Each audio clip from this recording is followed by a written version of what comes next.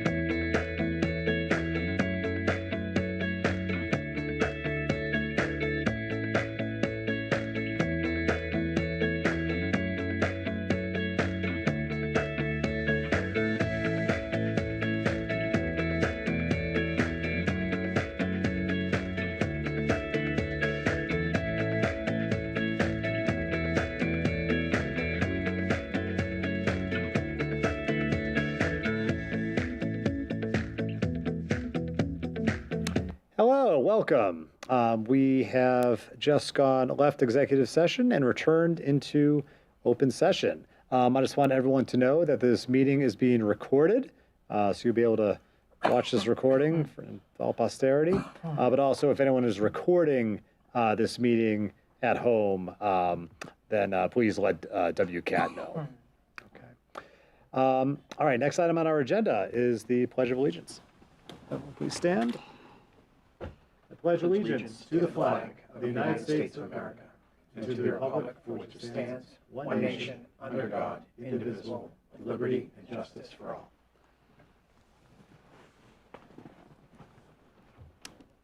Next item on the agenda is the reading of our mission statement. The vision of the Wakefield Public Schools is to graduate students who are confident, lifelong learners who are respectful and caring members of their community. Our mission is to prepare students for college, career, and community by providing a rich and challenging curriculum, high-quality instruction, and educational experiences that meet their individual needs and interests. Next item on the agenda is public comment. I see no one here in the studio, so I'm just going to ask WCAT if we have anyone remotely. Going once. Got none? All right, we have no one there, so we are going to exit public comment. Next item on the agenda is our Student Advisory Council. Do we have any students today to present on what's going on in high school?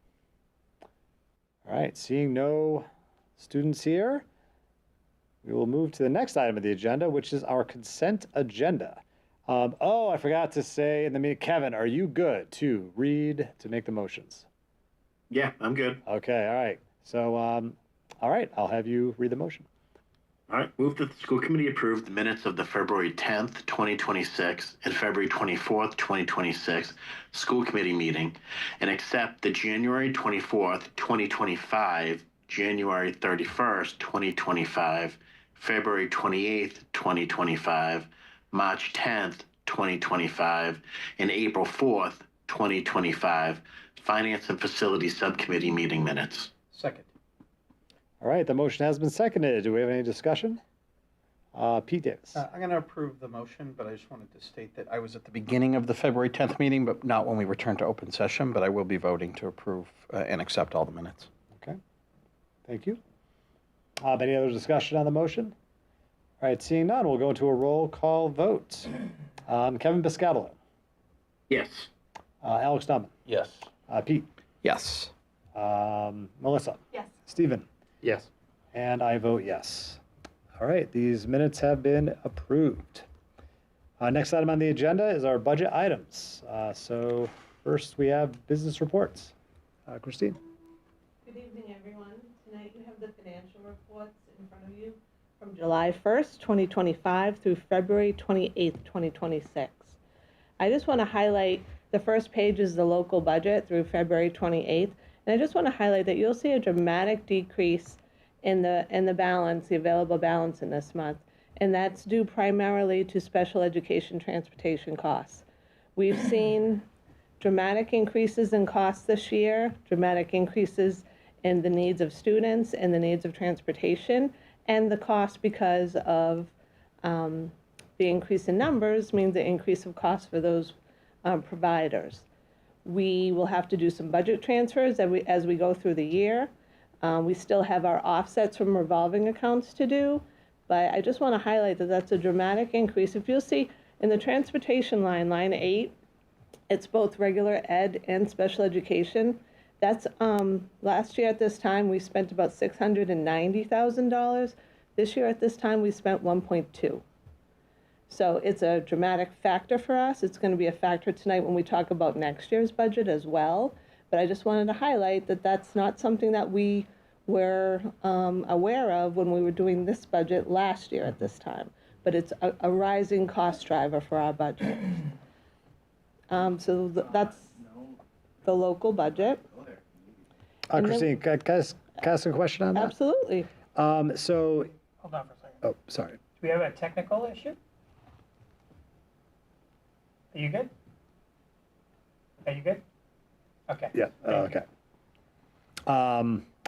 What was my question? Oh, so is the increase because the fees have been raised by the bus company, by the transportation companies, or do we just have increased students on the bus, on transportation? So with special education transportation, if a new student moves into a district, Yeah. or a student is either in DCF or in a homeless situation, that those transportation costs become almost immediately to the district.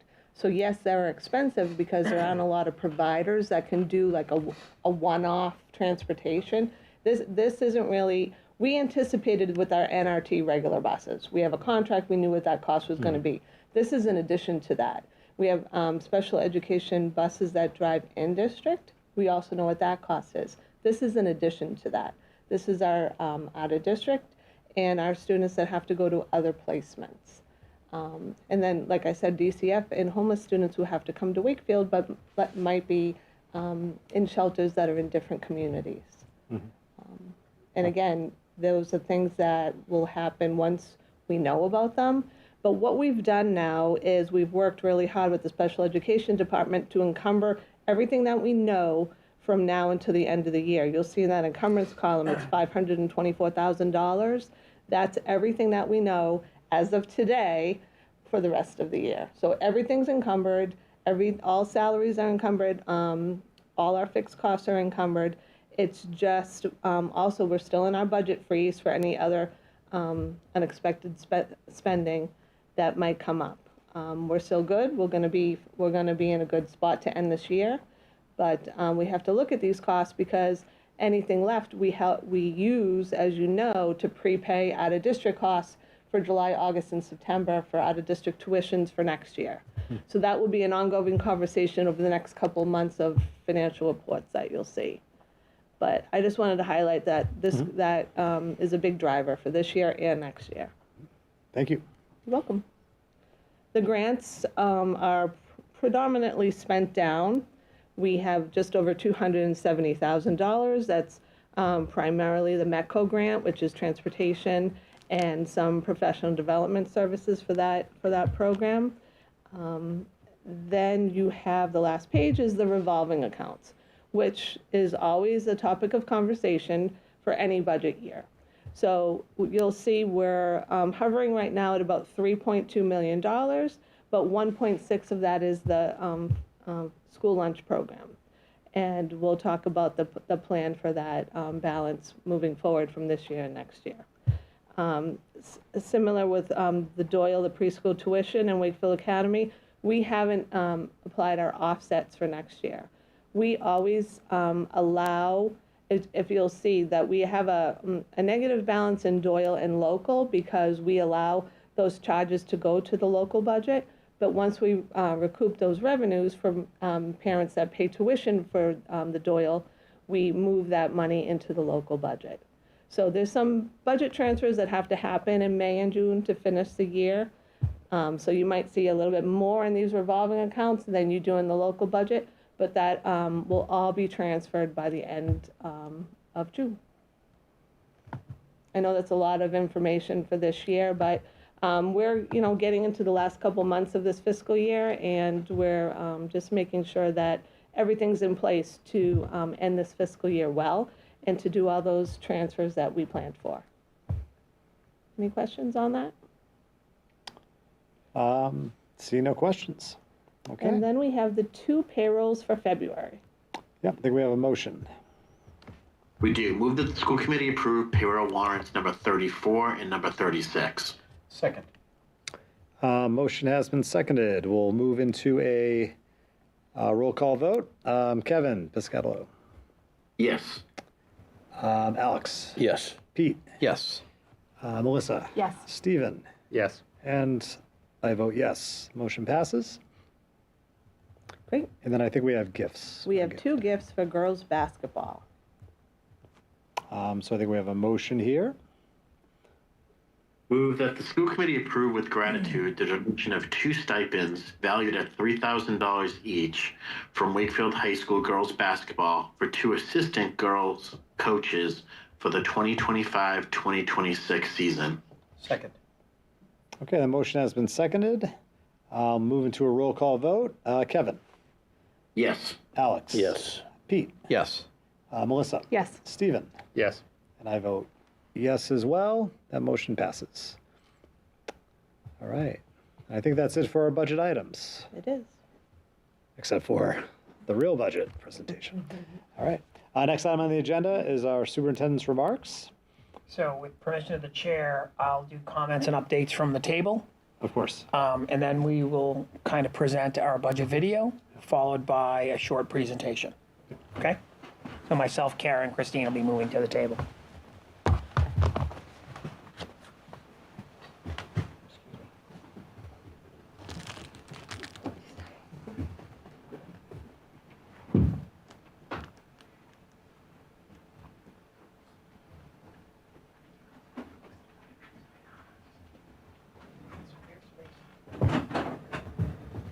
In Wake,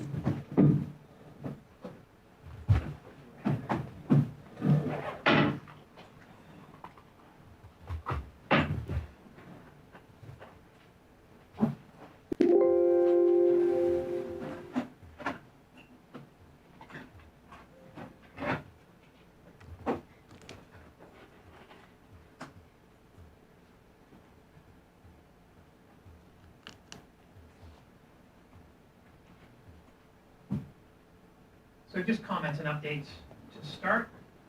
Can everybody hear me okay? You good, Ian? We have the video ready. So before we start the video, can I just do some comments and updates, and then we'll cue it up? And so just some comments and updates. Our presentation this evening is a culmination of about 4 months worth of work. I also want to inform, school committee already knows this, but I want to inform the community that for the last 2 Fridays, 2 Friday mornings, we've worked very closely with our FinCom liaisons. We've met with the Finance and Facilities Subcommittee, which is a subcommittee of the school committee, in preparation for our presentation this evening. We will also be hosting a budget workshop at 9 a.m. at the high school in the conference room here on Saturday. That's this coming Saturday at 9 a.m. We will likely meet and do kind of just a meet and greet and have a little coffee to start, likely starting kind of our presentation about 9:15, 9:20. But it is a meeting that is a joint meeting between school committee and FinCom. I know our town manager will be there, and it is open to the public if you wish to attend. Just want to keep people in the loop on what we've done so far and what we have upcoming.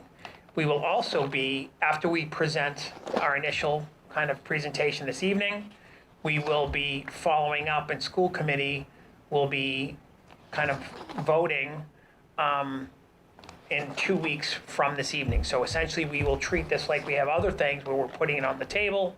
We'll have time, school committee will get feedback, they will provide us feedback, we will have our budget workshop on Saturday, and then school committee will vote for the budget in 2 weeks from this evening. So just to keep everyone in the loop in regard to the process. And Doug, we have our public hearing next Thursday, next Wednesday, the 18th at 5 p.m. on Zoom, which is on our website. And I think initially that was at 7 o'clock. It was. So just want everyone to know it is now at 5 o'clock because there's another engagement happening at 7. We have a concert that evening. Yes. And we just don't want to create a conflict for parents. But that is correct. So we will have an additional hearing coming up then. So we're going to start off by sharing we've created a budget video as we did last year. The feedback that we got last year, we also create a budget book that kind of lists all the work that we've done and what are our cost drivers, which we'll talk a little bit more about in our presentation. But as part of this process, we've created a video to give a snapshot of what the drivers are and how we create the budget.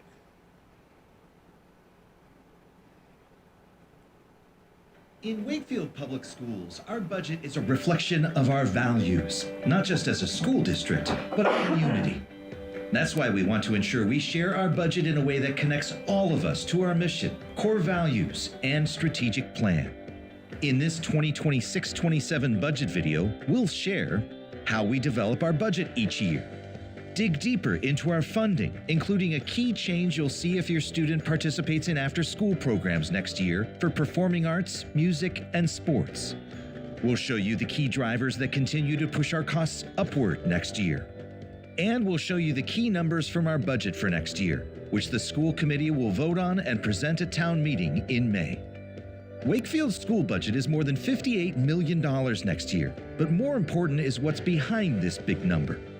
Nearly 3,400 students, in whom we want to inspire a love of learning. 7 schools, from pre-K early childhood education centers to age 22 and young adults continuing their life skills in our post-academy, including a brand new Wakefield Memorial High School that will open in January 2027. And Wakefield Public Schools employs more than 600 full-time employees who reflect a respectful and caring culture of practice every day. That's what our school committee and our administration focus on when they begin the 6-month-long budget process each year. This includes our principals looking at their spending in December of each year. They pour through historical data to analyze current spending in order to make accurate predictions for future spending and evaluate what future needs they may need to plan for. They go over these budget requests with the district budget team in January, who allocate resources based on changing conditions to draft a budget by March, which then begins the public process with the school committee to evaluate the budget, gather public feedback, and present the final product at town meeting in May. The process is to serve what matters most, our students, but it often exposes the many challenges every public school faces under current conditions, from state funding formulas to federal uncertainty to inflation. Here's where the money comes from, represented as a portion of a single budget dollar. About 90% of our budget dollar comes in from local taxes along with state funding called Chapter 70 that comes through our state taxes. Making up the other 10% is other revenue sources like grants and revolving accounts. That last 10% seems like a small fraction of revenue, but is critical to how we fund our schools. Like grant money, some of which are entitlements from the state and federal government, but other grants we compete for and win. And the last source, collected through fees in our revolving funds operated by our school district for things like renting and using our buildings, to preschool tuition, to fees for athletics and after-school activities. Revolving funds can only be used where they're collected, like paying for the facilities or for the athletic uniforms. This is one place where families will see a key change next school year, the after-school activities user fee. For about a decade, we've held this fee steady at $175 per student, even as the cost of everything, from buses to memberships for sports to team uniforms, has gone up. The average user fee in our surrounding communities is $350 per student. After a school committee vote, we would continue to be less than our neighbors next year, with a user fee that would increase to $225 per student to adjust to these rising costs. We make this choice to cover up to $400,000 in costs for these programs from the revolving accounts, which otherwise would put additional pressure on town funds or force us to reduce or eliminate certain activities. Here's where the money in our school budget goes, using a single budget dollar to show our spending proportions. The majority of every school budget is spent on people for salaries and benefits, and Wakefield is proud of the investment we've made in our people, many of whom live in our community, contribute to our local economy, and enroll their children in our schools. Personnel services are more than 84 cents of every dollar we spend in our budget.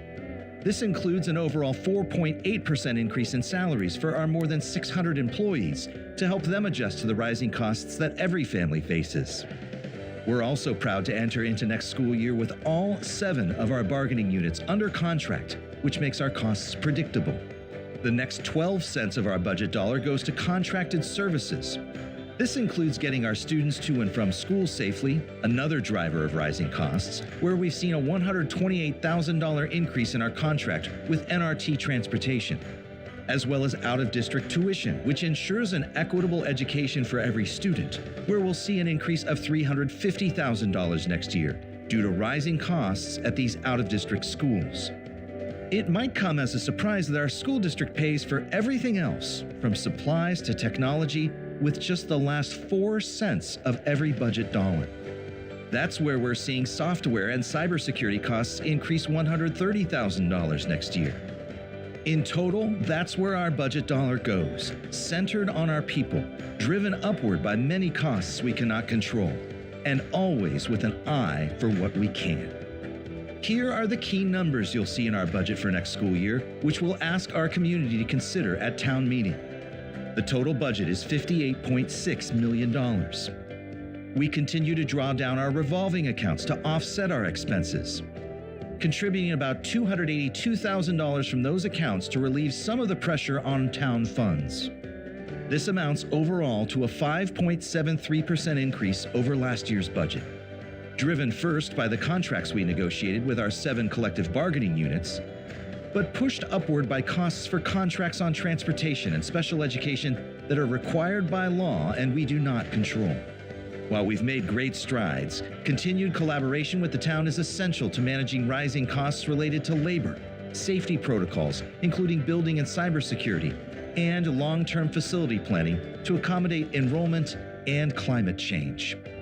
For example, we'll be proposing a feasibility study for Greenwood Elementary in the next school year to address our growing enrollment, deficits in ADA accessibility, as well as heating and cooling the building. With the growth of housing units in our town, we're seeing an increase in demand for pre-K and elementary seats. We'll keep you up to date on this project. Sharing our budget this way strengthens the bond between our schools and our community. To read more, navigate to the business office and budget section of our website, wpsk12.org. And we hope you'll join us for town meeting on May 4th.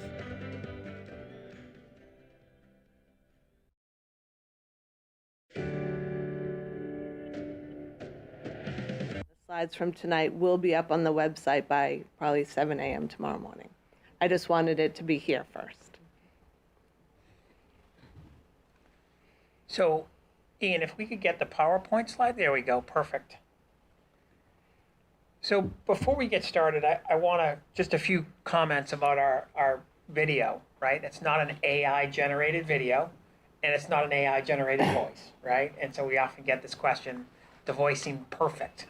And so the gentleman, Dave Cartoonan, who owns the company that helped us with this video, this is the second year he's helped us. And so he was a newscaster and speaks beautifully and has kind of almost a perfect pitch and cadence, right? And so we appreciate what he's done and helping us kind of summarize a lot of what we're doing. So the cost drivers for this budget, for the FY27 budget, are largely salaries, technology, transportation, out-of-district special education tuitions, as well as contracted services. And so these are not small kind of increases in this space. So one of the things that we're working very close with is our legislators, and we're paying very close attention to the governor's budget, because Wakefield right now is scheduled to get about $14 million when you look at the combination of Chapter 70 and the unrestricted government aid that comes to Wakefield for the schools. So currently in the budget, in the initial budget that was presented by the governor, Chapter 70 was cut by 50% this year compared to last. So we're working very closely with our legislators, and we're advocating to kind of increase that amount back to the amount that they used last year. And so what that means for Wakefield is it means about a little over $300,000 for Chapter 70. And in terms of unrestricted aid, we're also working in that space. We're also kind of petitioning our legislators to take a really hard look at 2 bills, one in the House, one in the Senate, that is seeking additional support through circuit breaker. Circuit breaker are reimbursements that we get in the following fiscal year for the current year's expenditures for transportation and out-of-district special education costs. And so Christine will talk more about that as she goes through this. But the pass-through costs that we're getting in our district, just like surrounding districts, are just kind of outpace the revenue that the municipality's bringing in, which is why we're working so hard with our legislators and advocating with them to kind of really represent the needs that we have here in Wakefield. And so when we look at salaries, there's a 4.48% or 4.84% increase from FY 26 to 27. And the new contracts that we're honoring year over year in this space has really helped us hire and retain exceptional staff in all 7 of our bargaining units. And we're fortunate to be in that space. In terms of technology, we have made investments both in special education and cybersecurity. We feel like as things get more complicated around people are trying to access other people's information, it's critical for us to kind of keep pace for that and do little things like second factor authentication, which we all see in our adult lives. We're also trying to keep pace. That's one example. But that's something that we're working on actively throughout the district.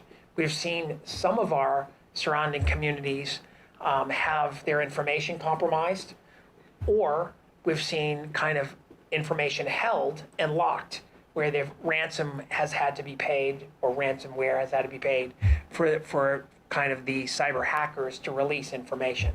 So we are working very closely again with our technology department and on the town side as well to make sure that this doesn't happen to us and also to keep student information safe. Transportation is one of our biggest pass-through costs this year, right? And Christine is going to talk more about this. And our out-of-district special education tuitions are just going up and up. And so both transportation and out-of-district tuitions, these kind of are guided by statute, right? If students have need and they need to be educated or they need services in the district or outside of the district is responsible for paying for those services. And as we do that, we kind of really don't haggle over what students need. It's our responsibility to provide it. And so again, Kara and Christine will talk more about that. But as we're transporting students, as the cost for labor for drivers and as the cost for buses and cars and vans have increased, those costs have been passed through almost one for one to districts and to people that are purchasing these services. And in terms of contracted services, Shannon Blacker did a great job in her presentation in the last meeting when she gave a special education update where she shared, when students go out of district and they need additional services, that sometimes they're provided out of district, sometimes they're not. Sometimes it's up to us, it's our responsibility to provide additional support. And those are, she mentioned some of those in her presentation in the last meeting. But this is just kind of kicking off this conversation. At this point, I can turn it over to Kara to talk a little bit more about special education. Yeah, so I think the big piece we're going to highlight tonight related to special education is the out-of-district costs. And as Doug had mentioned, a student may need to go out of district for several different reasons. Typically, it's when we as a district have exhausted everything that we can provide for the student to receive benefit or make progress within the district, and another environment is needed. And most out-of-districts are set up in 3 big categories, where we have our public separate day schools, which would be our SEAM Collaborative, North Shore Consortium. They have several programs that we access as much as possible. And then you'll have a variety of private schools designed to meet the needs of students with very specific types of disabilities. And then the most expensive out-of-district placement we'll see is our residential, which will be year-round, all-day costs, which get very pricey. We have seen, additionally, as Doug was mentioning, that there is, I think we see it in the district, and in speaking with Shannon and Rosie and their conversations with out-of-district, we're also seeing a hiring crisis, which is causing districts to have additional costs, where it used to be that you could send a student, I'll give an example, with multiple disabilities, physical, medical, to a placement that would be all-encompassing of the therapies that they might need. But now we're finding that these schools are having a hard time staffing. So as Doug mentioned, our obligation is to deliver on what the IEP says the student needs, and we have to find a way to do that. So we may need to contract in a a therapist, hearing, vision, whatever other therapies might be needed. In addition, one-to-one aides at times too. So that can add additional cost to the base of the tuition. I did want to talk also about contracted teaching services. So that's more of an in-district issue to support our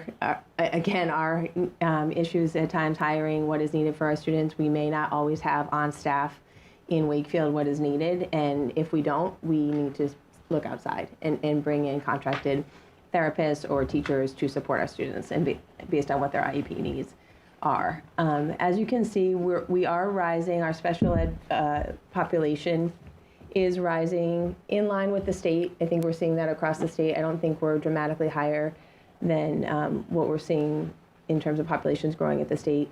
This is, probably in part to a lot of different reasons. I mean, we definitely saw post-COVID, there were challenges with students receiving early intervention during that time, maybe not getting the services they need as early as they could, whereas those students might not have qualified. Now they are. It's hard to put a reason behind the rise in population, but we are seeing it across the state, and that obviously impacts budget. We did want to highlight that 18%, so our next slide will show the numbers in terms of our students that we have out of district and how those look for this year and next year, but we did want to highlight that 18% of our population were students who moved into Wakefield this year. So with that, we're highlighting that just meaning that it was an unexpected cost, and we do have obligations. If students move in to Wakefield during the school year and they have an out-of-district placement at a public separate day, like SEAM Collaborative, as an example, we pick up costs immediately. If they are moving into Wakefield and they have before April and they have a private school placement, then we're expected to pay the following school year.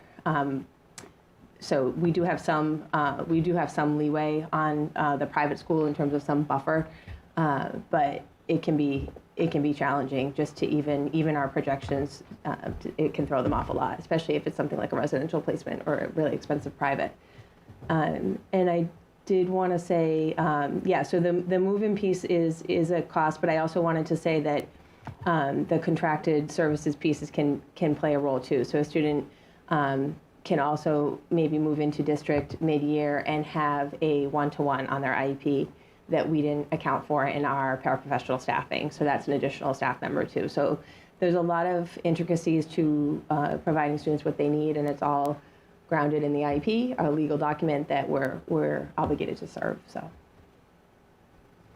we'll take questions at the end, right? Is that how we do it? Okay. All right. And I'll keep going with this. Yep. So this just breaks out the numbers. You can see over time how our out-of-district population has either kind of stayed steady or grown a bit.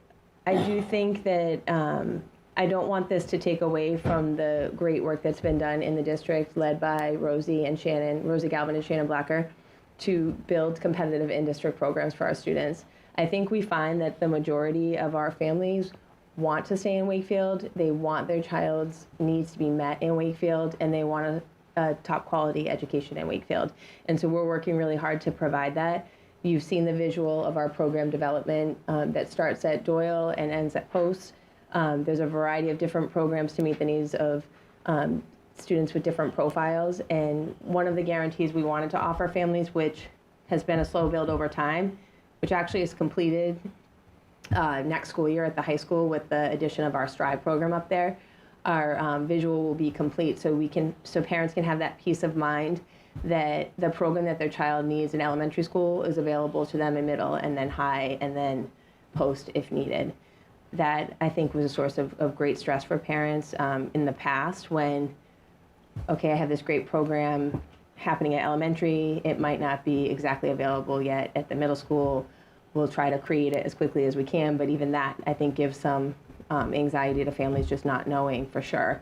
So for us to have established programs at every level is a huge benefit for our district. And I think keeps the majority of our students in special education here with us.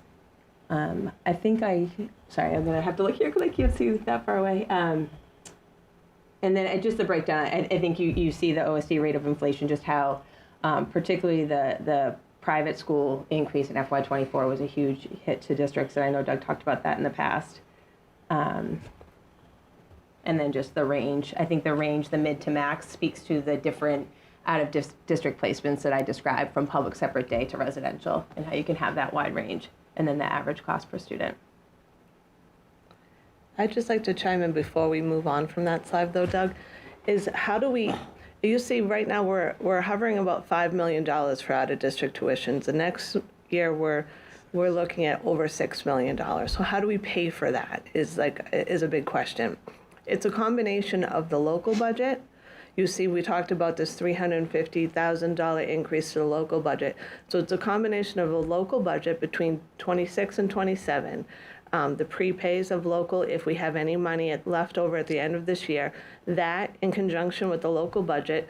But the biggest part of this too is circuit breaker. Circuit breaker is a reimbursement that we get quarterly for costs that we incurred the prior year. I think Doug spoke about this before. So as we're seeing our costs increase this year, we'll file at the end of this year, but we won't see that circuit breaker increase until a year from now. So even though we're trying to support those cost increases in 26, the increase in circuit breaker, assuming it stays funded at the 75% reimbursement rate, we won't see that money come back to Wakefield for another year. But we're planning for that, but we're just trying to explain that we're not asking the taxpayers in the local budget to support the $6 million. It's a combination between the local budget, between 2 fiscal years, and circuit breaker. And can I just add a little bit more about circuit breaker, because I think this is important and we don't talk about it a lot. Just the amount of work I observed this firsthand, and just in terms of speaking with Rosie and Shannon about the process in our special education office, just to offer some assurances, is that is a very, very detailed process, and it's possible for some districts to leave money on the table if they don't follow through with claiming students the way they should be claimed. And I think our special ed office does an amazing job of going through not only the out-of-district students, and because I'll just recap in case people don't know. So the state sets a foundation of tuition each year, and any amount over that tuition, the district gets a percentage back, which usually is around 70% overall. So sometimes there are students who are in district who have a level of services that is up to is over the foundation rate that we can claim in circuit breaker. So it's not just for out of district students. There's also students that we claim who are in district. But it's a tremendous amount of work. It also requires IEPs to be written in a way that's accurate and reflects what the student receives. So I know work in special education has been done to really work hard to reflect on service delivery grids what students are actually getting, so that we can just accurately claim them through the circuit breaker process. So I just wanted to highlight that, because we don't talk about the intricacies of circuit breaker, and I've been super impressed with what's happening in the special ed office related to that. Kevin has a question. I just don't understand I think what the column on the left means. So OSD rate of inflation, what does that literally mean? So the operational services division is what approves private schools mostly. Sorry, I don't want to jump. No, please. So the operational services division is supposed to set the rate at which the out-of-district placements that for tuition and transportation can raise their rate at, okay? But, we're seeing, as you see in FY24, we had a 14% increase. And this year we're kind of predicting that will be 3.04% for an increase. But we're actually seeing OSD has been silent. And so this is kind of something that the superintendents and the Mass Association of School Superintendents as an organization are working with, because if they're supposed to cap the increase, and they didn't do it in FY24, and they've been silent in a lot of ways in FY27 in preparation for the 27 budget. So even though we've budgeted for 3.04, we're anticipating that it's going to be higher than that. But their function, Kevin, is to cap the increases year over year that for tuition and transportation that kind of as what type of hikes or what type of money can be passed or bills can be passed through to districts. Yes. So if that rate of inflation is kind of the level that's what the tuition's supposed to go up, then why is the average cost per student jumping from 101 in FY25 to 133? I'm not a math person, but Yeah. like, isn't that different? Isn't that growth way more than 4.69% or 3.87%? I would bring that back to the type of out-of-district placement, which Okay. we saw a significant increase in residential Right. placements. Okay. It's not a So it's the one-to-one. type, okay. I so would attribute part it of to that type. is, okay. Yeah. It's not linear. A placement is not a placement. It's not Right. a placement. Right. They're Okay. not all the same with all the same tuition. I could just see people looking at this chart and being like, well, wait a minute, Yeah. it makes sense that FY24, you've Yeah. got this massive spike, 14%. And that's why we have the mid and the max range of what we see through these schools. I gotcha. So we're just getting more kids that Depending are if on the it's higher end of the range. Residential or Okay. higher needs, right? And then, you know, in each year, we'll also, as we're budgeting out for the following year, look at which students might be graduating. Because you end special education when you graduate with diploma or 22. So then we'll move those students along. Okay, thank you. But again, we just wanted to highlight, we had 18% of this 45 is newly arrived to Wakefield. Yeah, see that? I was just going to say, so average cost per student is students in our district. OSD rate of inflation is statewide. So that's the difference. They're not apples to apples. Correct. The 14% that happened in 2024, I would assume that that's a COVID-related level set to what happened in sort of, for lack of a better term, the industry. Sort of, there was a hit that sort of occurred across the learning landscape in special ed and students that needed access to the landscape, and I think that was sort of a, I don't know, political like give on that industry was sort of hemorrhaging. Well, again, the projected, when we talk about the actual compared Yeah. to the projected, we might be considerably more than 3.04. But that, you're correct. I think it's described by OSD as a correction. Yeah, Yeah. but it seems like it tends to be trending in a more level. Where- Yeah. Seems to We be. always used to Seems budget to like be. a 4%, like Yeah. usually it'd be Yeah. an average of 4% increase, but the FY24 was.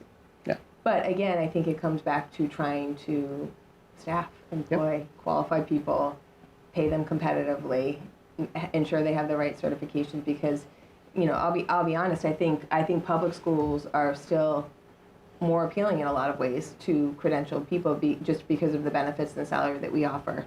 So I do think, you know, just in talking to people, I think public schools, I think we're rebounding in terms of our hiring. We're getting more and more competitive each year with our applicants, which is great to see.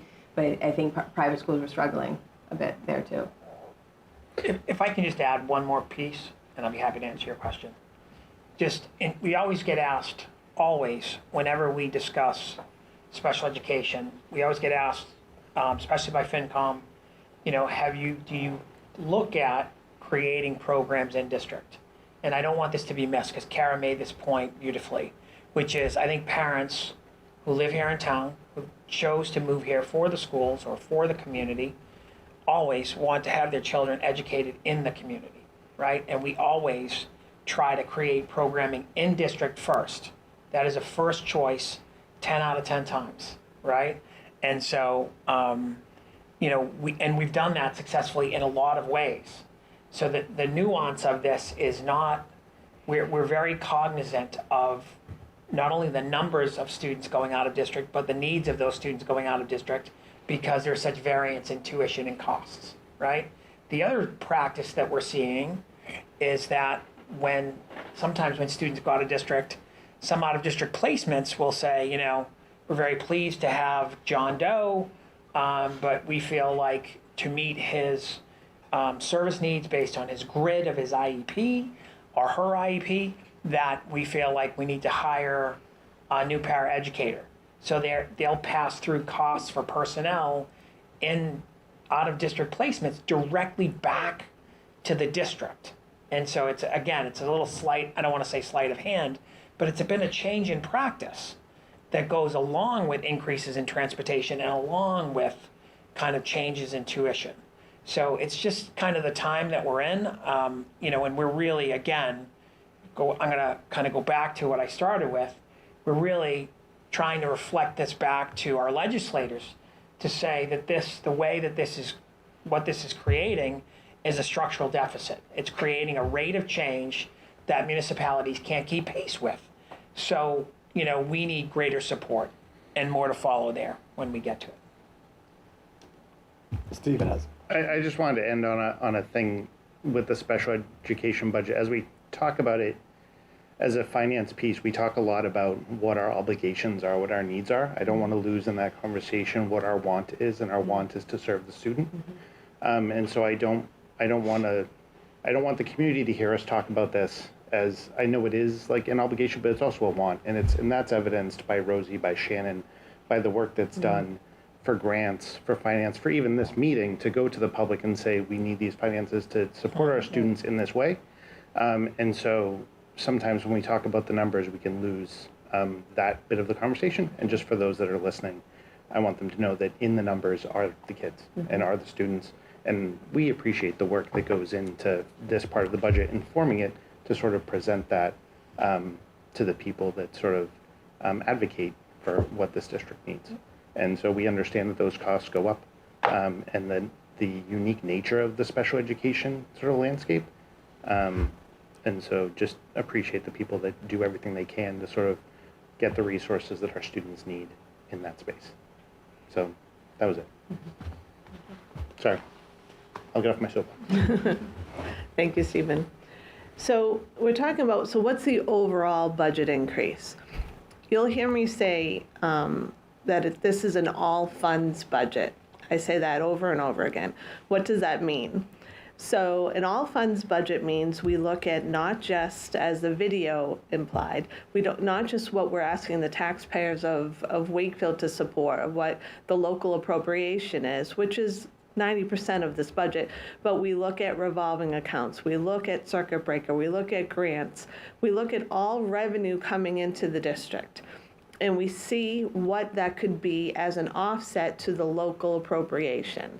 So in doing that, we say, well, what's the district growing by? What is the true increase? So the true increase from 26 to 27 is just over 6%. It's about 6.24%. If you take the largest number, which is our personnel services, we have 7 collective bargaining agreements, we have non-reps, we have all of our staff, just over 620 staff. When you look at what those costs will be, because we have all 7 of those contracts, as the video said, are in under contract for next year. So we know what those costs are. We project them as if, so everyone who's currently on the payroll, we project that to next year. We know that teachers move steps and columns and longevity and all the other nuances in that contract. So we project what that number is going to be. So all of that with our fixed costs. So as Doug said, level service doesn't mean just level funding. Level service is an increase to the budget. So when you look at utility costs and all these contracted service costs, when you put that all together, the growth is $3.4 million, the 3458991 to be exact. But we're growing at over 6% at Wakefield Public Schools. So we are assuming grants, circuit breaker, we're assuming all those other revenue streams are level service for next year. So we're assuming we won't see a reduction in our grants, even though we have some federal uncertainty or we're not quite sure, but we make an assumption in this budget that we will receive Title I, Title II, Title IV, and the special education grants. We're assuming we're going to get those entitlement grants. So after that assumption, we look at our offset accounts from our revolving accounts. We know that we're going to have additional initiatives with those revolving accounts.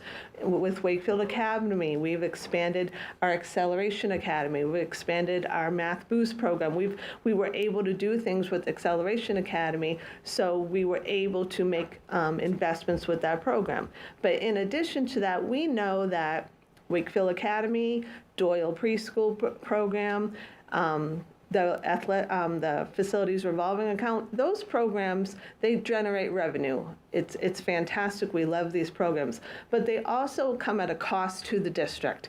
We have to use utilities to run those programs late at night. We have to have extra custodial costs. So there are offsets there to the local budget that will help reduce from the 6.24 to a 5.73. It's an additional 0.5% reduction to the local budget by looking at all of those offsets. Now, we can only use offsets for things that directly impact those programs. And I can't stress that enough. It's not just, we can't just make withdrawals like an ATM. We can't just make a withdrawal from the account. It has to go to support the programs which generate that revenue. So by doing all of that and talking at length about what those programs can support, we are asking the school committee for a net total increase from last year to next year's local budget of $3,176,461. So that talks about a 5.73% increase over 26 to 27. So then in looking at, so I'm talking a lot about revenue and like where we can come up with all those offsets. It's primarily these three programs: Wakefield Academy, the Doyle Preschool, and the facility rental account. So Wakefield Academy, we talked about the custodial staff that has to stay late, come in early. They use utility costs, and we've made some capital purchases with that program. We purchased sheds. We're buying materials for that program. So there is some offsets there. Doyle Preschool, we are looking at outfitting new classrooms. I don't know if you want to talk a little bit about that, Doug, about what we're thinking about for next year? Sure. So you've heard me say here that for the past 2-3 years, we've turned away students from Doyle Pre-K. And with the increase in almost 500 units at the head of the lake, we've seen an uptick in the demand for Pre-K. And we've also seen an uptick in the demand for our early elementary classrooms, right? And so as more and more units come online, we're seeing kind of an uptick in that space. And so what we've talked about is, what happens when students are turned away, for example, from Pre-K. They attend other schools, other programs. Many of them are excellent. But what's unique about the Doyle Preschool is our teachers are dual certified, right? And so they're certified in special education and early childhood, right? And so in this dual certification and in this space, there's, again, a tremendous demand to be in those schools. But the curriculum that we use with our 3-year-olds and 4-year-olds, really, we feel strongly that gives us a best opportunity for students to hit the ground running when they get to kindergarten, right? We're seeing more and more students prepared not only to participate in a higher level of curriculum, but we also see them more kind of prepared on the pro-social front to kind of interact, and they're prepared to learn with their peers and be in a classroom and participate thoughtfully in the course of a day. And we see this pretty significantly when we do our early acceleration for when we open school early and we have our kindergartners come in. For example, that grant is likely going to sunset. So the program that we have set up will be funded through revolving. We feel like we've gotten such a benefit from that, and our students have gotten such a benefit, that we're looking at alternative sources of funding, which we have, okay? But what I don't want to miss this point is the need for pre-K space and the need for space at Doyle has really been significant. In the past few years, we've looked at modulars and the idea of building maybe a modular kind of classroom or space at Doyle for the possibility of doing some therapies, just to free up some space within the school. We've opened 2 pilot classrooms at the Woodville. And this year, We've also looked at opening, we've looked at least one, possibly two, classrooms at the Greenwood. And we feel like it's a plus for us to be able to do that, and we would fund that through the Doyle revolving account, right? And we would look at kind of funding staff through that as well. So that would not be a pass-through cost to the tax levy, right? So these are examples of us trying to be thoughtful and creative to best serve the community, right? So it's just, again, to keep students with us because we feel like it's a significant benefit. Yep, perfect. And just the other is facilities rental account. It's pretty significant, the amount of renting that this district does for our schools. So we need to have an offset to the local budget about the cost to the buildings to support that. Then the other revenue source we were looking at, and you heard it in the budget video, is we need to have a discussion, up for school committee vote, about increasing user fees. I think we just first need to address what the definition of a user fee is. So at the high school, if you're playing a sport or you're doing performing arts or a music program, you have to pay a user fee. There's a list of them. There's a whole list of what those user fees are. I believe it's page 30 in the budget book. But it talks about the 175 has been the same number for a decade in Wakefield Public Schools, while costs for running all those programs have nearly doubled. So we had to look at a way to support these programs and to have a way that we wouldn't ask the overall budget to absorb all of those increases. We are proposing that all extracurricular fees increase by $50 per student. So we know in the list in the budget, there is a family cap. If their hockey is a different scenario, hockey is the sport that is a little bit more expensive than others because there's an ice fee and there's a junior varsity, and that is all spelled out in the chart. But overall, every fee would go up by $50. So we've looked at, we did an analysis. We talked with the athletic director and our performing arts director about what other districts are doing. We had them come to our subcommittee meeting and give a proposal about what they're seeing. But our communities, surrounding communities, average on $350 per user fee. So we're not suggesting that. We're suggesting just a small $50 to help absorb those costs. And we were looking at participation rates. So, you know, it varies by family. Some families do multiple sports, some do multiple performing arts, some do a combination of the two. So overall, we have about 1,000 students that do something after school. But again, those programs cost money, transportation costs money, uniforms cost money. So we talk about what the local budget supports, which is roughly $1 million. I have a chart on the next slide. But the revolving accounts for these two programs support an additional $400,000. So in order to maintain all the programs we have, we are asking the school committee to consider a $50 user fee increase. On the next slide, you can see what actually the local budget supports. Roughly in '23, it was at $858,000, but it's grown year over year. Next year, we've budgeted over $1 million. Things like memberships to the MIAA have significantly increased. Uniform costs, referee costs, coaching costs, all of those costs have dramatically increased. And we have two revolving accounts. The athletic revolving account, which carries no balance, it's spent in its entirety every year. And the performing arts, which just has a small running balance year over year. But that is growing next year by almost $61,000. So the overall for doing these programs next year would be $1.4 million.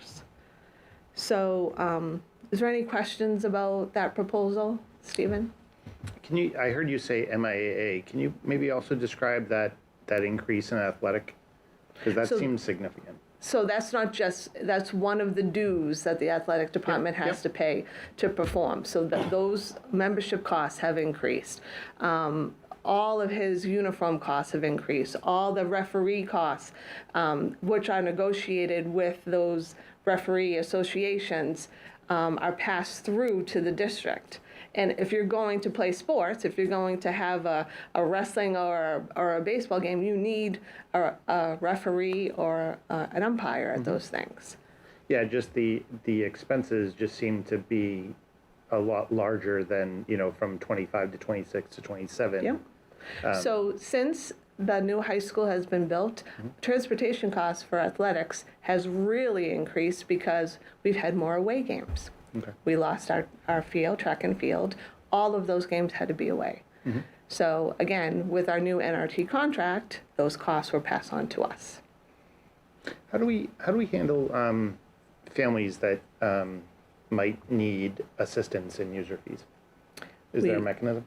Absolutely have a mechanism. So if someone, just like free and reduce for food service program, there is something in place here as well for if they provide paperwork for free and reduce, they absolutely get the same discount for these activities as well.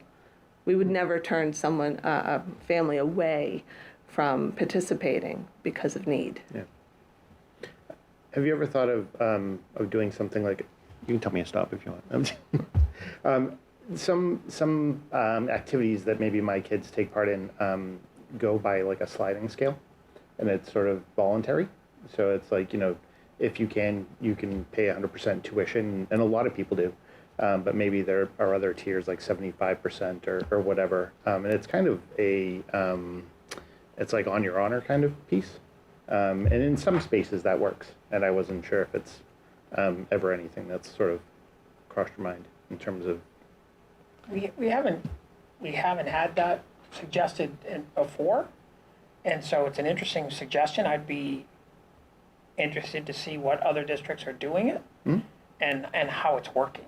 Yeah. Right? I think the notion that we have an increase. So we reduced fees 10 years ago down to 175, right? And the hope was that we would be able to do away with fees, right? So there was a kind of a movement happening at that time. So this is year 11 for me, going on year 12, but that's not missed on me, right? And I'm very sensitive to the fact that we're going up, but also keeping in mind that, with all of the pass-through costs that we're getting one for one across the board, the 5.73% increase that we're seeking support of the school committee to move forward is something that we've worked down to, and we've done this for the past couple of years, where we've kind of created an offset, and to kind of bring that amount down.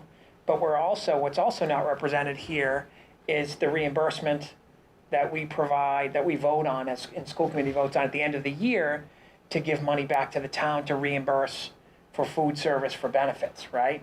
So that's going to be close to $350,000. So there's when you put all of the kind of funds together that we're kind of using and revolving, we're close to $3 million, right? And I think that because we've been able to do this, I think it has supported the town, which I'm, again, very pleased to do, right? If it can help kind of the leadership of the town and help kind of FinCom and everyone meet their financial responsibilities. It's like, so go one of us, so go all of us, right? But the reality is that these increases that we're seeking, when we had this conversation, how much are the costs and how much do we go up?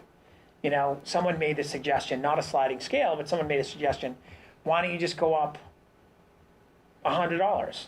Because that's not a lot of money. Well, we think it is a lot of money. And we think, and someone said, well, why not 75?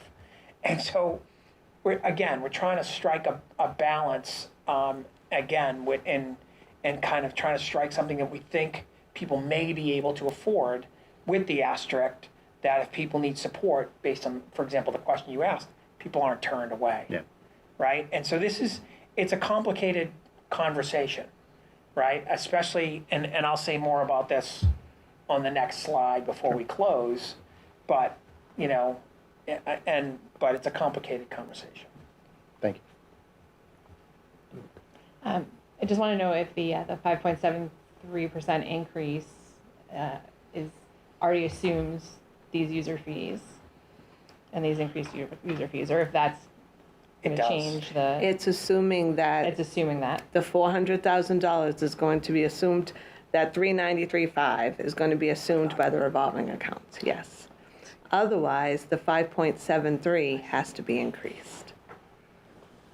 Thank you for that question. I think Kevin had a question.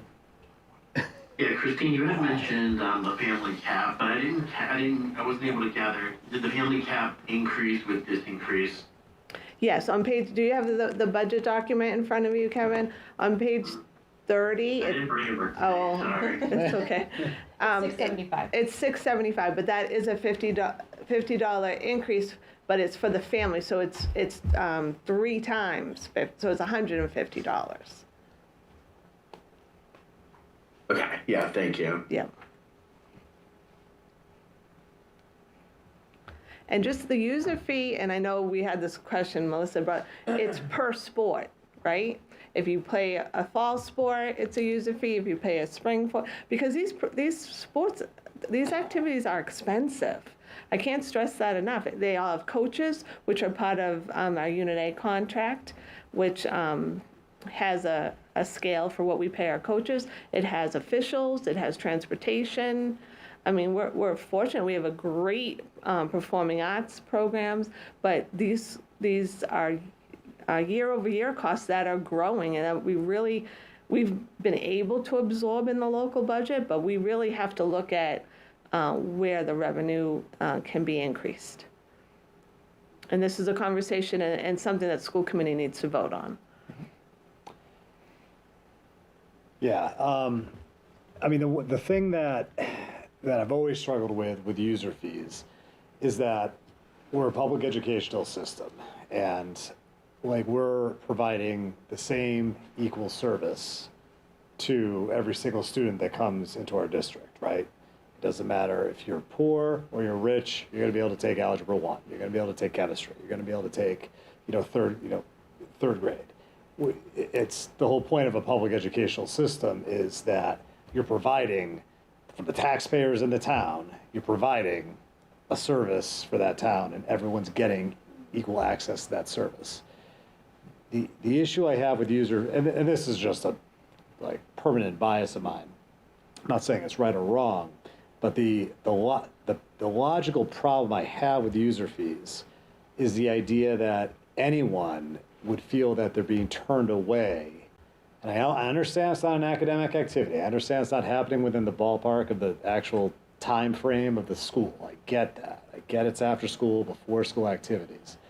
But the fact that a kid might be turned away from a musical program or an athletic program because of a cost where some other kid could do it and doesn't have to worry about the cost, that's what pains me about that you're right, about voting on this.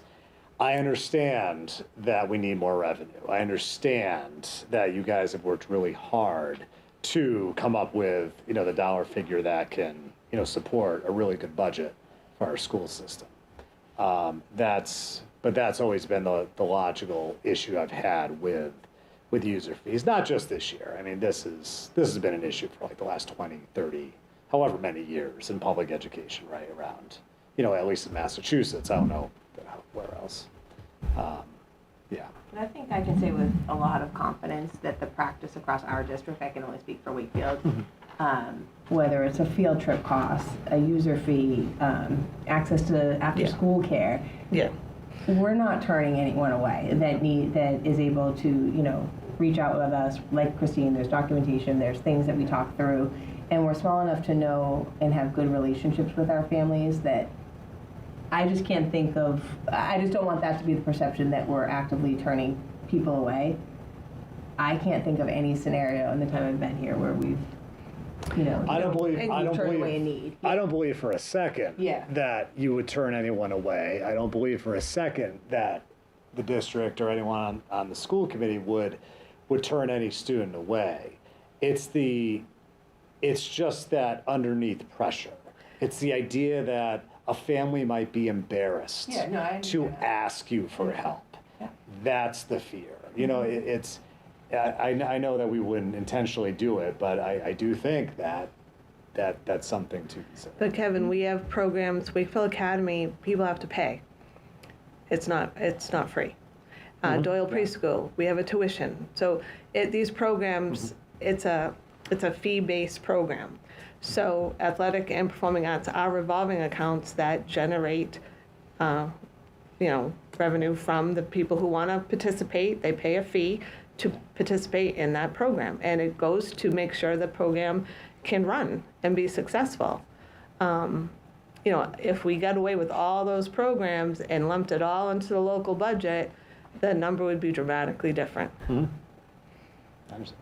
Oh, Pete? Yeah. We spent a lot of time discussing this topic at the Finance Subcommittee, and I share a lot of your concerns, but at the same point, I do think there's a limit to what we can ask the town to fund, and I don't want to see these programs cut. We talked about the staff members, and I asked, are these staff members we're paying for out of like boosters, or are they being funded out of the local budget?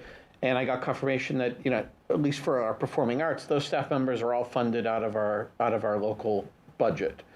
I don't want to see these programs cut, and I don't think we have the ability to support them at the level they're at without looking at raising funds some other way. I felt better when we discussed this topic that both Mr. Bankert and Mr. Murphy said, they do know the families, and if anyone's not signing up who they expect to, they are in communication to make sure that nobody is being left behind. I realize not everyone wants to fill out the free lunch form. Some people are embarrassed to fill that out. So, they are looking out for other families who maybe get missed to ensure that they're not left out. But I don't want to see these programs cut, and I don't see how we ask the town for any more money than we're asking for. I think, we're doing everything. I think if anything, this shows we're doing everything possible to try to reduce the burden we're asking the town, and it stinks we're asking our families to pay that directly, but it does cover direct costs out of the additional programs that we're putting on for their students. Right. We're shifting the burden from the $25,000. Correct. 25,000 taxpayers to the students and families. Yep. I mean, it's for not, those activities. We are. But just to be honest. Yeah. some of our activities, for example, our soccer players that are coming from 8th grade to 9th grade, who are playing club soccer, this is a break. They're paying less for a user fee than they are for club soccer. They're paying less in some instances for a number of sports than they are for youth sports that they're currently participating in. It's a complicated conversation, and I think one of the things that this is a hard thing to do.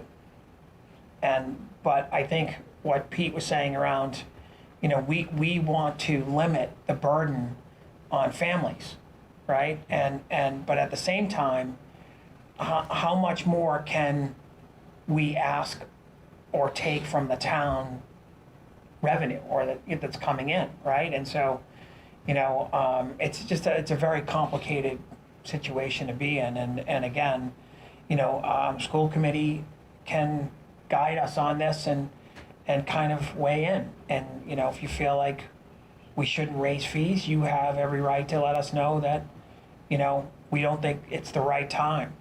And so, we're just trying to be thoughtful and kind of creative across the board, about kind of how we're limiting the amount of money that we're asking overall in regard to our budget.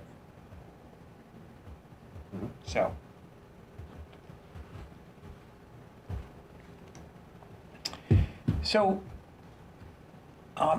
There's 2 slides left in the deck.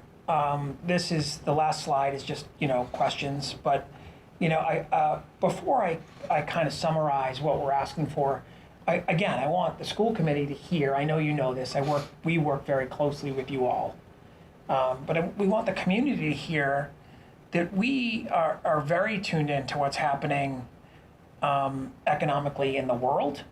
We're very tuned into what's happening with our federal government, with resources that were once available that are it's kind of not available or may not be available. We're looking at the state budget, and we're really kind of again looking at all resources that could be available to schools. We're looking at Chapter 70. We're looking at Circuit Breaker. We're looking at all of our practices, right? We're really trying to be thoughtful about where we are in the context of time in 2026. We're opening a new high school next year. We're grateful that we got a debt exclusion, that the community supported us building a new high school. It was desperately needed. It is still our certification for our high school programs is still in the balance that is predicated on the new building. We are less than probably 10 months away now from moving into that building. And it's taken 10 years to get to where we are right now. So, and it takes moments to undo when we have difficult budgets, right? It takes moments to undo. You heard earlier in the year, and you've heard us speak about the gains that we've made in literacy, the gains that we're making in curriculum, the gains that we're making in special education programming and curriculum, the gains that we're making in kind of making sure that students are getting to school and our attendance. So we're kind of have a lot of irons in the fire, and the continuity and leadership alone that we've had here, right? The retention of our teachers has increased from 85% to 91%. So those things are all based on kind of what we all have created and worked to create and improve here. So we're really trying to be thoughtful about how we do this year over year. So with that said, just to summarize, for FY26, our budget was $55,425,161. The increase that we're seeking in FY27 is $58,601,611. That is a $3,176,450 increase over FY26, which equals 5.73% increase. And again, revolving funds is always a spirited conversation that we have. But we're taking from the offset directly to bring that number down to 573, 282,000. Again, just to be clear, that does not account for the additional staff and programming for Doyle that I spoke about a moment ago. Does not account for professional development and costs that will be incurred by food service. It does not account for the reimbursement that the school committee will vote for at the end of the year to give the town back probably over $300,000.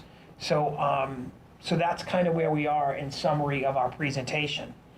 And so we're more than happy to answer any more questions, and we'll be kind of working at this on Saturday morning with the finance committee, with the town administrator, and presenting not only this information, but answering questions for them as well.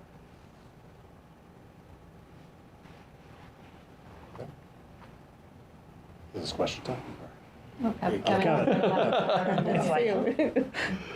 like in the sky. Kevin, you're good. Thank you. Yeah, a couple of questions. First of all, I just want to thank everyone that's been a part of this process, both the administrators, the teachers, the subcommittee.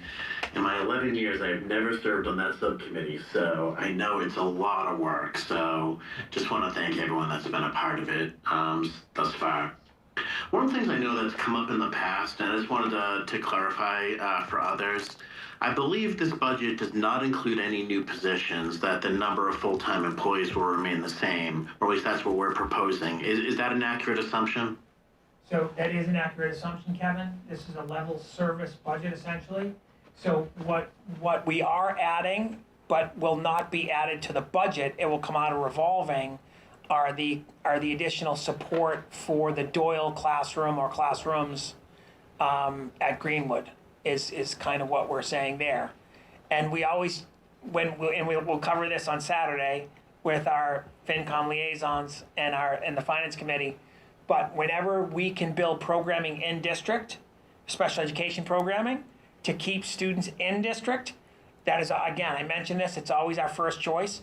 And if that means that we need to add staff, we will do that. But the first place that we will look is reconstituting existing positions. For example, if there is a retirement or an unfilled position, we likely would kind of reconstitute one of those positions first before we would create a new or add to the budget. But you are correct that it is a no new positions budget. Good. So actually talking about retirements, are we aware of, could we recoup any savings that we know of from any longer serving staff members who may be retiring that we know of at this point? So in an ideal world, someone would be retiring and they would potentially be at step 12. And potentially you would be hiring someone who maybe not has many years of service, but what we've typically seen is we have qualified staff who do come with as many years of service. So it depends on how the hiring process goes, Kevin, because sometimes you'll hire someone at step 4 or 5, but then sometimes you'll hire someone at 10 or 11, so your savings is minimal at best. But I don't know if it's because of the new high school opening up in January, but this year I only know about 5 teacher retirements for that next year. We typically might have more, like 6 or 7, but right now I know of 5 that they've given us an intent. They've already retired or an intent to retire. Yeah, thank you. And then just one more question. It's more fee related and contrary to a little bit of what the chair was discussing. I know we talked about user fees for extracurricular activities. Any other potential increases? I know that you said, and I know we can't solve our issues with fees, by the way. I know that it takes a lot more than that. But has there been any discussion around, you said transportation is going up $128,000. Could any of that be recouped? You know, we looked at either transportation fees, Doyle tuition fees, Wakefield Academy fees. What other fees were looked at by the committee, I guess, not having been privy to them? So on page 30, it outlines all of our program fees and tuition costs, and they've all been increased for next year. Transportation increases 3 or 4% every year based on what we charge. If you're purchasing a bus pass, that cost has gone up. I believe it's $280 next year. It's on that page, but It hasn't gone up $280. no, I'm sorry. That's right, the cost of the bus pass. But that is in line to what the high school busing costs. Wakefield Academy was the one program that when we did a deep dive, we decided to level fund that. But everything else has gone up. All the other fees have gone up. In addition to that, we are increasing our rental fees for next year.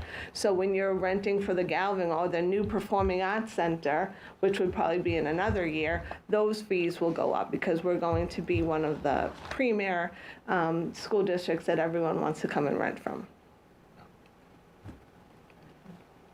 Great, thank you. And thanks for giving me that citation. I'll go back to page 30. Thank I didn't you. bring it with me on vacation, but I'll take a look at it. We didn't bring it on the plane. Fine. Thank you all very much. Thank you. Thank you for the question, Kevin. If you need us to email it to you, we can. Okay. Okay. Alex?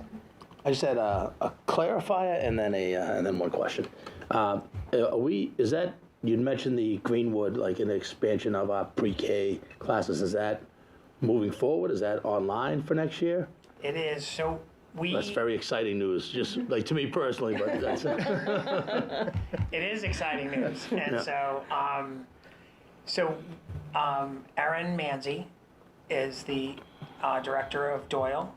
And when she put out her information to register, there was option 1, which was Doyle, option 2, which was Woodville. Oh, would you go to Greenwood if? And then there was a third option. I don't know if did you see it? Yes. So the third option was if there's space available, if there was an opportunity to go to Greenwood, would you have interest?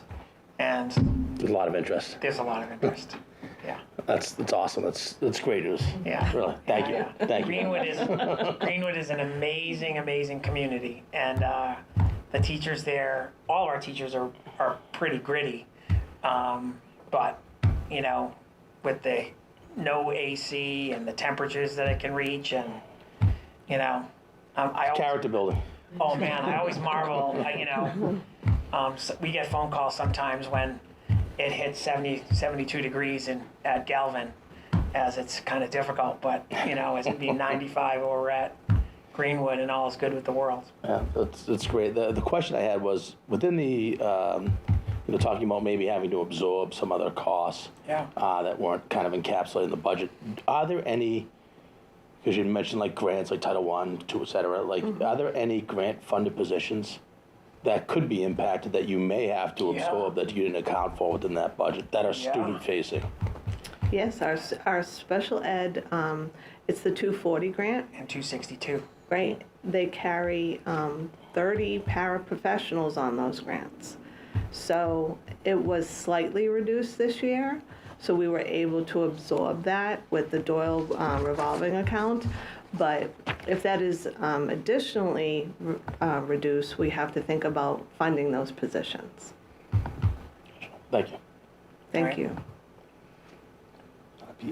One of the things I should probably know, Christine, but I don't, the transportation cost for FY27, is that on top of the additional transportation cost we saw this year to deal with the late transportation additions, or was that on top of prior to that increase? It was happening? on prior to those increases. So that may not be enough based on how, if we have to have the same transportation next year that we have this year, that actually increase may not be We would sufficient. have to do some budget transfers, Okay. absolutely. Yeah, but thank you for that. Those were additional costs for students. Now, we don't know if things will change next Right. year with those students, but yeah. And if someone becomes homeless, do we transport them forever until they graduate at high school back to Wakefield? How does that work? Are you talking about special education No, I think it's just Homeless. If somebody lives in Wakefield and then loses their home and now doesn't live in Wakefield anymore, but they don't have a home, so they're homeless. I can speak to that, Until they yeah. graduate, we Yeah. transport them back to Wakefield, correct? The McKinney-Vento Act will protect students who are considered homeless, and that can be, losing their home, doubling up with a relative, etc. So if the student is displaced from Wakefield, the goal of that is to keep the student schooling the same. So to keep the student in school in Wakefield. And what will happen is wherever they may be doubled up with a relative in Peabody. So we would work with Peabody to cost share the transportation to bring the student to Wakefield. If a student becomes a ward of the state or with DCF, then we might pick up 100% of that cost if they're in foster or shelter, et cetera. So those are, that's a good thing to bring up that I was supposed to talk about. And I forgot to bring it up when I was talking, because it's not just a special ed transportation, there's a McKinney-Vento transportation as well. Right, and that was And one of the yeah, unknowns that absolutely, got right. added to our transportation. But it's costs. not such a linear one-for-one year over year, because there's so many factors Right. to those questions. Yeah, I just had forgotten Yeah. to ask if Right. if FY27 was inclusive of that or not, and the answer Right. is it's not. But, and just keep in mind, like, we're assuming that circuit breaker is still funded by the state. Every indication has been so far that the 75% reimbursement will continue. So that's what this budget is also assuming. Any other questions? Okay. For the Chapter 70, you said that Chapter 70 funding has gone down for next year compared Correct. to this year? Last year was $150 per student. Okay. This year, and the prior year was 75. They've moved it back to $75 per student. That's Okay. minimum aid, right? Is that because of a change in the formula from No, last year this to has- this year? No, this is a flat rate that is part of the governor's first budget that she has put forward. Okay. And so there's $2.6 billion that are coming out of question one, or the millionaire's tax, to fund transportation in schools. And, part of that is circuit breaker, part of it is Chapter 70. But for districts like us, really, the only Chapter 70 money that we get is the per pupil kind of rate. So it changing from $150 to $75 again, probably be on the magnitude of $320,000, which is a significant, it's almost 1% of our budget, right? So yes, we're paying very close attention to it. And kind of, again, working very closely with our legislators to kind of share our concerns about that. But Chapter 70 doesn't come to the school department. It goes to the town to help fund the appropriation to the schools. Okay. Yeah.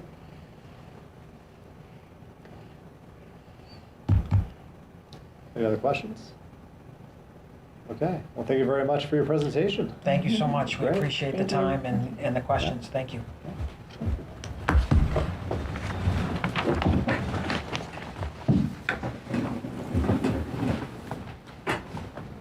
Sorry. Okay. Dr. Lyons, you all good? Comments? I just have to say thank you to some faculty. Sure, Do it quickly, sure. if that's all right. Absolutely.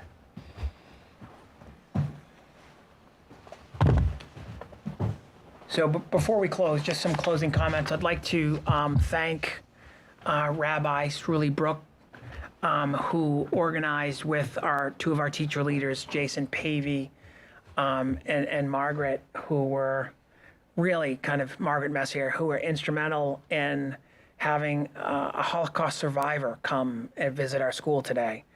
And it was just terrific. This gentleman was 96 years old.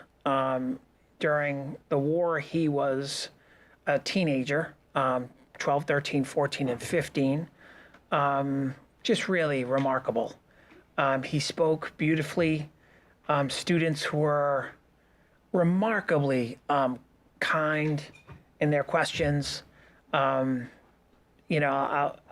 kind of share a little bit more in our next meeting, but it's a gift to have someone that has that life experience here in our district. The opportunities for students to kind of experience something like that is really fleeting. So I just wanted to give thanks to Rabbi Brook and to Jason Pavey and Margaret Messier for organizing this, and for our tech department and helping us get squared away and set up to make it all work.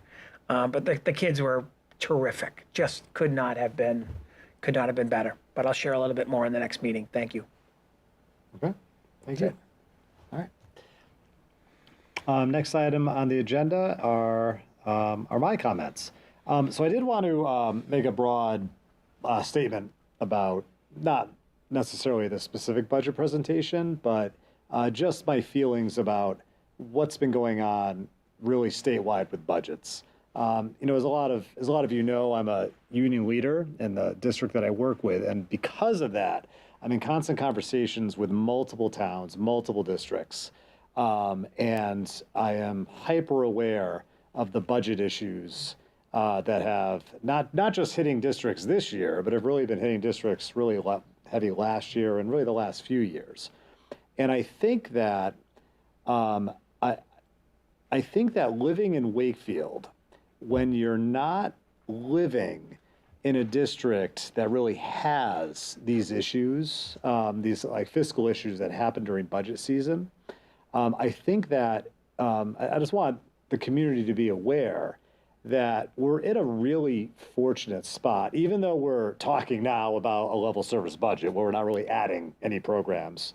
The comments that were made earlier in the presentation about all of the programs that have been added over the past 5 to 10 years have really given a really good educational outcomes that we definitely are seeing with the presentations that we've seen this fall with literacy. And there's a lot of people that say, and I'm not saying that money is everything. I'm not one of those people that's saying money is the solves all issues.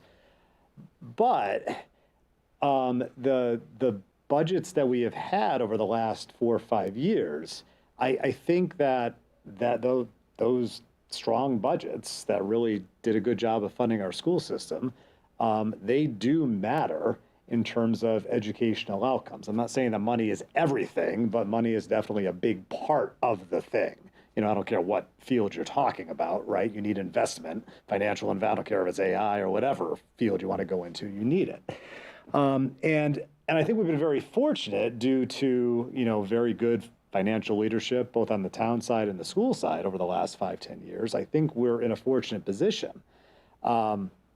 Looking at what's going on statewide, let alone nationally, but just sticking to Massachusetts, we're seeing health insurance costs, which I didn't even hear health insurance mentioned once, but I'm sure everyone just knows, just with life, health insurance costs have been rising at a ridiculous number. And I know that health insurance costs are really a huge thing that are affecting local budgets. I mean, you just can't ignore 12% increases, 13% increases, 15% increases, sometimes that are hitting annually. We just saw the state budget where, I know that like GLP-1 drugs are not going to be covered in the GIC, which is a plan that covers all, all teachers. These are really tough financial conversations that are happening, in the health insurance space. Out of district tuition, like you guys did a really good presentation there showing how expensive, how like the rate of inflation for tuition has gone up. Transportation, we all know, has gone through the roof. And when you have these costs that are just going at this rate, and then you're looking at contractual increases going up, whether it's 3%, 4%, you're just not getting close to hitting that. And so when you see these other towns that are going through tax overrides, that are going through, these really tough financial situations, there's reasons why, like there's macro reasons. It's not, it's very easy to blame, oh, they're being financially irresponsible. But the bottom line is there's these structural factors that are happening that are really difficult. And I just think that, it's important for all of us to like really look at these realities. I think this budget being a level service budget for this year in this environment is a very good thing. I think it's a very, very strong, that we are going to maintain the service that we have. Because I think I don't think it's bad that we're not adding, because we have added over the last 5 to 10 years. So the argument that, I forgot if it was Dr. Lyons or Kara, made that, we've made these investments and now we're trying to be responsible to keep these investments, to maintain this level. I think based on all the things that we're seeing on the state, I think is good. I'm very comfortable. Obviously, my stance on user fees, I just made note. But I think overall with this budget, I really do think, I'm not just saying this because I'm on school committee, I do think in this environment it is a very commendable budget. But I really do think that, it's kind of tough out there. And I think I've been pushing on my own little levers, talking to powers that be, that there's things here that are not sustainable. Like, not in Wakefield, I'm just talking like, statewide. There are things here that are not sustainable. I think, there have to be conversations about how looking 2, 3, 4, 5 years down the road, how we're gonna, keep this here. Anyway, that's just a broad overarching. I don't think I answered any questions, but I think that it's something for people to be aware of. I also really, this presentation that happened today, and then we have the budget formal hearing. That's next week. The script was next Wednesday at 5, right? Next Wednesday at 5. This, out of all the things that school committee does, like this is kind of the biggest thing. I mean, the budget really is probably the most important thing we do. If you're a community member and you have any, stance on these issues, if you are invested in the Doyle program, if you're invested in athletics, extracurricular, whatever you're invested in, definitely communicate with me, with anyone on the committee. And the budget hearing is a legal thing. Like every town has to do it. It's state law, and that's where you can have your voices heard and let us know what your priorities are. In terms of just me as a random person, I think that this budget is good. I think for the most part, this is a very commendable budget, and thank you to the finance committee, subcommittee, and administration for working on it. Yeah, that's it. All right, next item on the agenda, subcommittee reports. Finance and Facilities, Tom Markham is not here. Does anyone want to, because I know you guys met. We did meet. As you saw tonight, we reviewed a bunch of old meeting minutes, so those were approved. And the main meeting, the last one, was just a continuation of meeting with the members of the Finance Committee, who are the liaisons to the school committee. So we spent a lot of time talking about the budget, talking about the plans coming up for this Saturday's meeting. Anything I'm missing? No, sounds about right. Okay, so that was the majority of the time, and we were thankful to be joined by our liaisons from the Finance Committee. Okay. Thank you. Labor and Personnel, Kevin.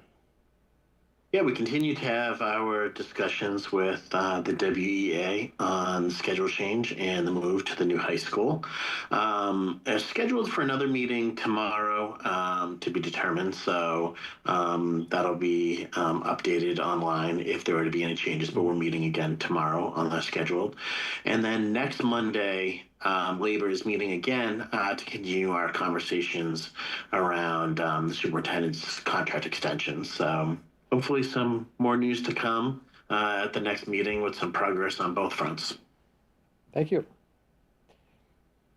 Student Services, Stephen Ingalls. Student Services has not met since our last meeting. Okay. Policy and Communications, Melissa. We have not met since our last meeting. Okay. Do we have any liaison reports? Stephen. I liaise with the ESC. I was just going to mention a couple of things on their docket. One is that they are still looking to sort of provide additional supports to their food rescue programs in the schools. So any sort of parents or community members that would be interested would hopefully reach out to them. Sort of a hard program to keep going. Just a shout for any, like I say, any support would be helpful. One other thing, and I don't know if, so I'll just put this on the radar. I shared with them the idea of one of my alma maters put a pocket forest in the front of their new high school. And it's a fascinating idea. It has to do with sort of microecology and planting a variety of different native species in a very small sort of pocket, like a stamp thing. But it ends up being a sort of a lifeline to a lot of sort of native species that really cohabitate in these micro spaces. And I just found it fascinating. So they found this little, almost like a vehicle island and plopped a few trees and some bushes and some other things, and it looks cool. And so I threw that over to the ESC. Maybe we'll have some conversations about who we can talk to in town and maybe spruce up the front of the new high school and with little, maybe we'll find a place to pitch a hammock. And I think that was about it. Thank you. Any other liaison reports? All right. Next item on the agenda are future dates and agenda items.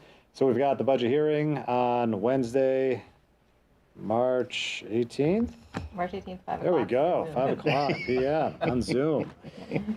Yes, please come and give your feedback. Saturday too. What'd I say? Oh yeah, we've also got a very big meeting this Saturday at 9 where school committee, finance committee, and I think town council might show up. I said, yeah, finance committee, yeah. And we're going to be to talk about the budget and budget concerns. Here at the high school. And it's at the high school. Somewhere in the high school. Conference room. Conference room. Thank you. And our next school committee meeting, regular school committee meeting, is on Tuesday, March 24th at 7 o'clock. And that's when we will actually vote on the budget. Like that's the plan anyway. Okay.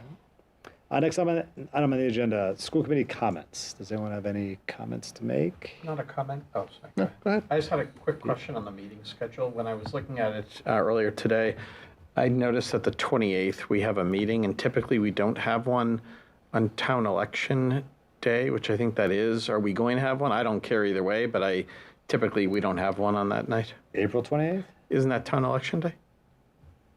Yeah. It's town election day. So I didn't know. I mean, I don't think it necessarily matters this year, but typically we don't have a meeting that night. I'm fine if we have one. Yeah, it doesn't matter for us because you're both unopposed. Yeah. But yeah, so yeah, we could think about that. When do you have to have your papers turned in? The deadline, March 24th, I think. Oh, okay. So I'm just saying, are you like, yeah. Oh wait, no one can pull papers, right? No, You're no, saying- but you still have to complete. No, you might not be able to run. I know we have to do a Yeah, special just- election, but yeah, okay. Anyway, something to think about whether you Yeah. want to keep that meeting or not. As I said, typically, we haven't had one on that night, but Right, it I doesn't gotcha. matter. I gotcha. So the reason I think that one of the reasons we don't have that meeting is because they do election coverage here at WCAT. Oh, right. Yeah, so we're not going to be able to even have one. Yeah. Oh, yeah. There you go. Really? Yeah. Yeah. Yeah. Wow. So we can't have a meeting. Yeah. Wow. Unless we went to Okay. Monday. Okay. Though that's town council. All right, so we'll work on moving that meeting. Okay. Yeah, that's a good point. Good call. Yeah, thanks for the reminder. Thank you for coming out, Ian. Does And are we having an executive session next meeting or no? at this point, no. Okay. Stay tuned. But at this Okay. point, there's no executive session planned. Any other comments? Steve? I was going to say thank you to maybe a niche group of teachers. My student over this past weekend was able to take part in the Science Olympiad competition at I want to say Assumption College. It was Assumption. It's assumption. And that program is run by Mr. Gorski, Dr. West, and Miss Foot. I was getting there. My goodness, everyone is so eager. And it was a great day. Students did really, really well for the first time in almost forever. All 6 activities where you build something, Galvin students placed in all 6 of those activities. There were a number of students, 6 or 7 of them, that they placed in every single competition that they entered into, and that could be from anywhere from 2 to 4 competitions. The Science Olympiad is about a mix of sort of classroom, you can think of it as a test-taking sort of piece, and then there's other ones that are like building things.